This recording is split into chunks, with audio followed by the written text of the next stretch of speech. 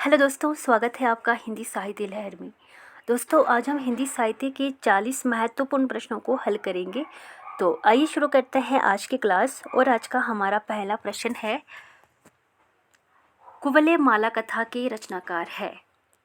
कुवलय माला कथा के रचनाकार है उद्योतन सूरी। तो इसका सही आंसर हो जाएगा ऑप्शन ए, उद्योतन सूरी। अगला प्रश्न, खुसरो की रचना खालिक बारी वस्तुतः है। खुसरो की जो रचना है खालिक बारी, आपने बताना है कि ये किसका संकलन है। ऑप्शन ए, पहेलियों का संकलन है। ऑप्शन बी, कह मुकरों का संकलन। ऑप्शन सी, फारसी हिंदी शब्दकोश। या फिर ऑप्शन डी, मनोरंजनापरक रचना। तो खालिक बारी में क्या है? खालिक बारी है आपका एक शब्दकोश, फारसी हिंदी शब्दकोश। तो इसका सही आंसर हो जाएगा ऑप्शन सी, फारसी हिंदी शब्दकोश। अगला प्रश्न है, किस समीक्षक ने विद्यापति की पदावलियों को जीव और परमात्मा के संबंध का रूपक माना है? किस समीक्षक ने विद्यापति की पदावलियों को जीव और परमात्मा के संबंध का रूपक माना है? तो ये माना है आनंद कुमार स्वामी ने। तो इसका सही आंसर हो जाएगा ऑप्शन बी, आनंद कुमार स्वामी। अगला प्रश्न है, सिंधी भाषा का विकास अपभ्रंश की किस बोली से माना जाता है? सिंधी भाषा का विकास अपभ्रंश की किस बोली से माना गया? तो इसका सही आंसर है ऑप्शन ए, ब्राचंड।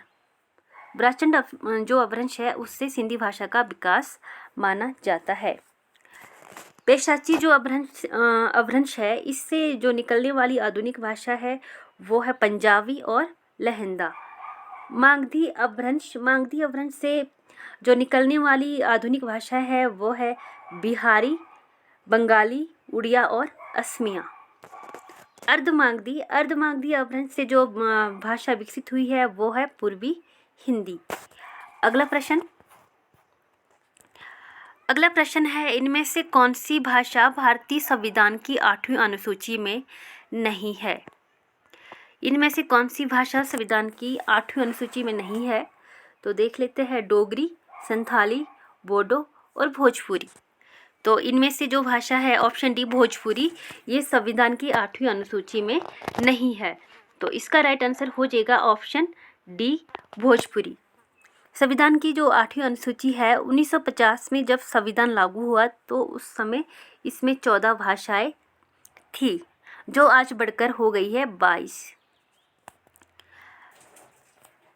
इनमें से जो ये भाषा है डोगरी, संथाली, बोडो, जो 92वां संवैधानिक संशोधन हुआ था 2003 में, उस समय ये भाषा शामिल की गई। 4 भाषा शामिल हुई थी, डोगरी, संथाली, बोडो और मैथिली। तो भोजपुरी नहीं हुई थी। तो इसका राइट आंसर हो जाएगा ऑप्शन डी, भोजपुरी। अगला प्रश्न, इनमें से किस शब्द में उपसर्ग नहीं है? उपसर्ग नहीं है, आपको बताना है। ऑप्शन ए देख लेते हैं, अपमान। यहाँ पे जो मान शब्द है उसके साथ लगा है अप उपसर्ग। अपयश, यहाँ पे यश के साथ अप उपसर्ग लगा है। मति के साथ अप उपसर्ग लगा है, अपमति। तो ऑप्शन बी आपका है अपराध। तो यहाँ पर उपसर्ग नहीं है। तो इसका राइट आंसर हो जाएगा ऑप्शन बी। अगला क्वेश्चन है, सबरस के रचनाकार है मुल्ला वजही। ऑप्शन ए इसका सही आंसर हो जाएगा। Next question, fort William college की स्थापना कब हुई? फोर्ट विलियम कॉलेज की स्थापना हुई 1800 ईस्वी में, सन 1800 ईस्वी। तो इसका राइट आंसर हो जाएगा ऑप्शन ए, 1800 ईस्वी। जो फोर्ट विलियम कॉलेज है, इस कॉलेज की जो मुख्य देन है वो ये थी कि इसके द्वारा जो भारतीय भाषाओं में गद्य लेखन को प्रोत्साहन मिला। अगला क्वेश्चन देख लेते हैं,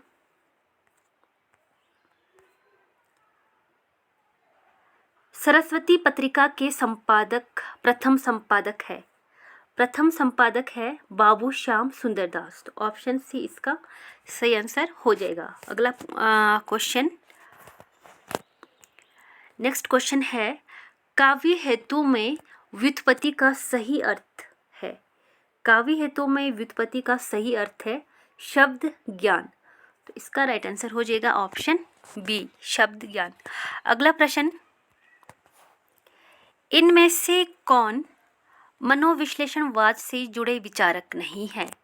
मनोविश्लेषणवाद से जुड़े विचारक थे जैसे फ्राइड है, एडलर और जुंग। तो कौन से नहीं है? ऑप्शन डी इसका राइट आंसर हो जाएगा, ऑप्शन डी,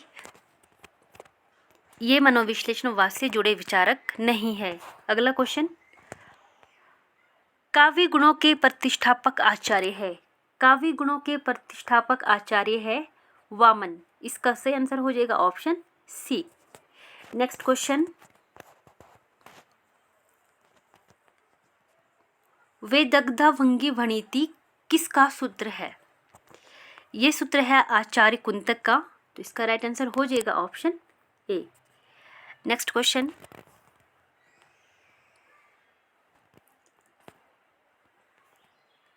नेक्स्ट क्वेश्चन है, हठयोग का प्रभाव निम्नलिखित कवियों में से किस पर पड़ा है? हठयोग का प्रभाव, हठयोग का प्रभाव पड़ा है गोरखनाथ पर। तो इसका सही आंसर हो जाएगा ऑप्शन सी। हठयोग की अगर हम बात करें तो हठयोगियों का जो ग्रंथ है सिद्ध सीमांत पद्धति, उसके अनुसार जो ये ह है, ह का अर्थ होता है सूर्य और ठ का अर्थ होता है चंद्र। तो सूर्य और चंद्र इन दोनों के योग को ही हठयोग कहते हैं। अगला क्वेश्चन, नेक्स्ट क्वेश्चन है, आचार्य रामचंद्र शुक्ल द्वारा स्थापित सिद्धांत नहीं है। आचार्य रामचंद्र शुक्ल द्वारा स्थापित सिद्धांत नहीं है। ऑप्शन ए, विसंगति बोध, लोक मंगल की साधना, हृदय की मुक्त अवस्था, विरोधों का सामंजस्य। विरोधों का सामंजस्य ये जो सिद्धांत है आचार्य रामचंद्र शुक्ल का है। हृदय की मुक्त अवस्था ये भी इनका सिद्धांत है। लोक मंगल की साधना अवस्था ये भी आचार्य रामचंद्र शुक्ल का सिद्धांत है। विसंगति का बोध ये आचार्य रामचंद्र शुक्ल का सिद्धांत नहीं है। तो इसका राइट आंसर हो जाएगा ऑप्शन ए। अगला प्रश्न, नेक्स्ट क्वेश्चन है, इनमें से संकलन त्रय में किसकी गणना नहीं की जाती? संकलन त्रय में किसकी गणना नहीं की जाती? तो किसकी की जाती है पहले वो देख लेते हैं। तो समय संकलन, समय संकलन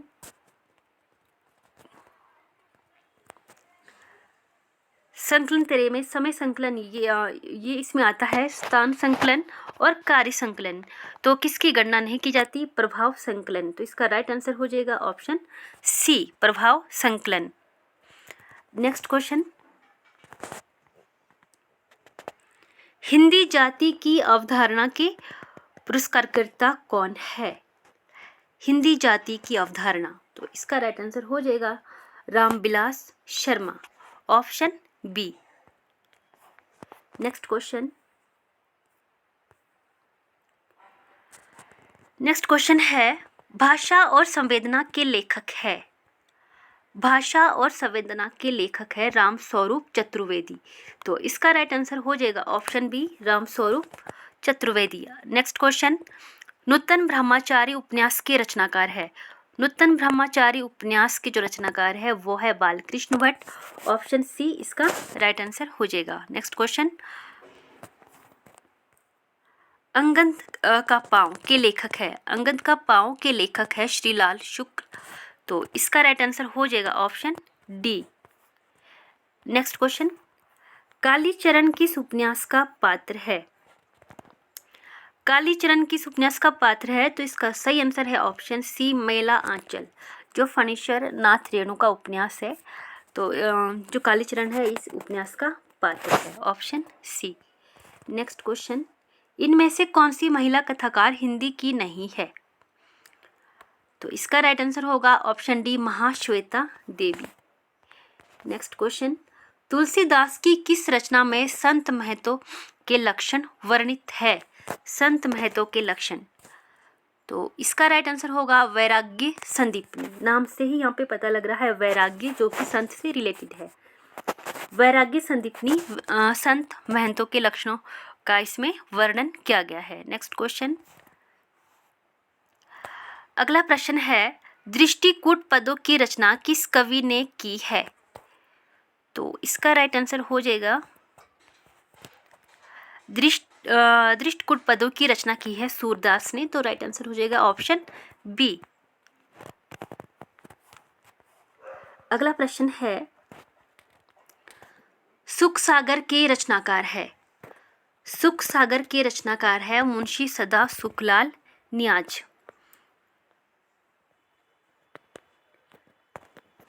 इसका राइट आंसर हो जाएगा ऑप्शन डी, मुंशी सदा सुखलाल नियाज। नेक्स्ट क्वेश्चन, बाल बोधनी मासिक पत्रिका के संपादक थे। इसका राइट आंसर होगा भारतेंदु हरिश्चंद्र। बाल बोधनी पत्रिका के संपादक थे भारतेंदु हरिश्चंद्र। नेक्स्ट क्वेश्चन,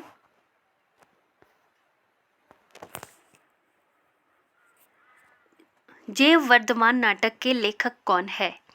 जैव वर्धमान नाटक के लेखक है doctor Ramkumar Verma.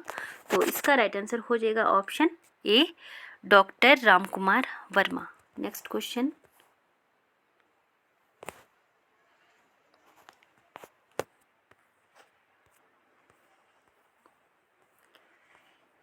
Next question है,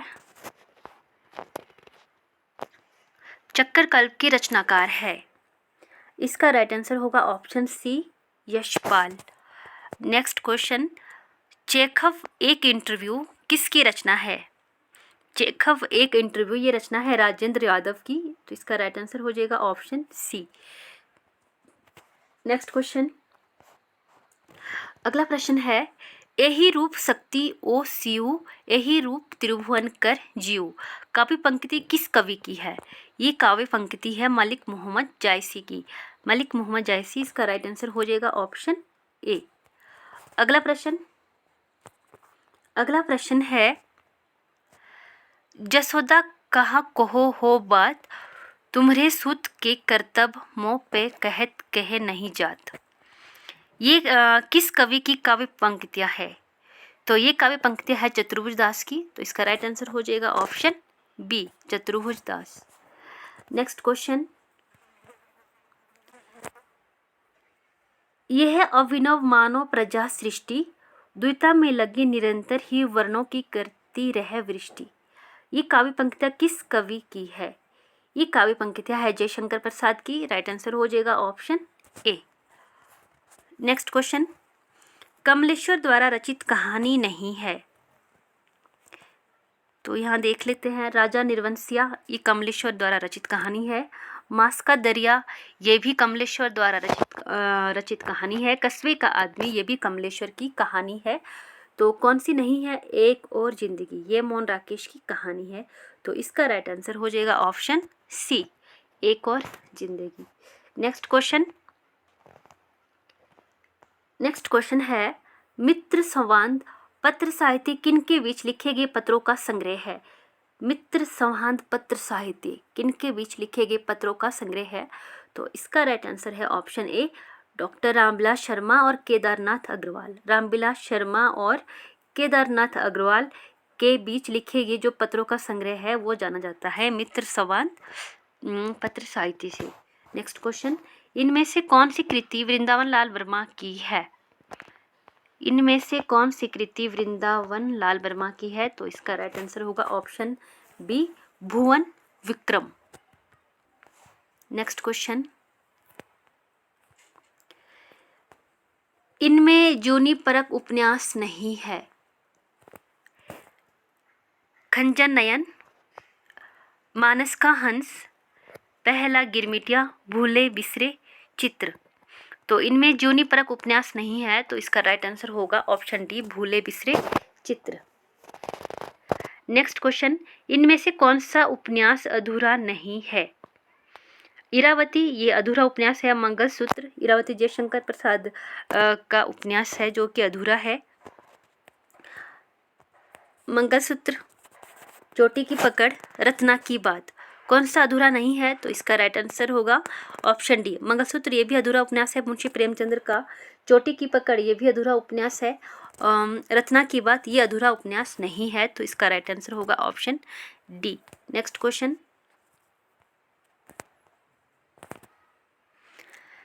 लगता नहीं है दिल मेरा आत्मकथा की लेखिका है। लगता नहीं है दिल मेरा आत्मकथा की लेखिका है कृष्णा अग्निहोत्री। तो इसका राइट आंसर हो जाएगा ऑप्शन ए कृष्णा अग्निहोत्री। फ्रेंड्स, आज के लिए इतना ही। धन्यवाद।